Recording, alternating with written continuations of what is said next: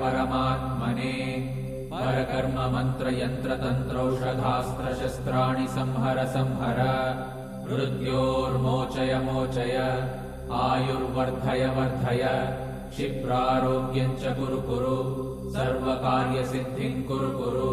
ॐ नमो भगवते महासुदर्शनाय दीप्त्रे ज्वालापरिवृताय सर्वारिष्टविनाशाय सर्वसम्पत्कराय सर्वदिक्शोभनकराय सहस्रज्वालाय परमात्मने परब्रह्मणे परञ्ज्योतिषे हुं फट् स्वाहा।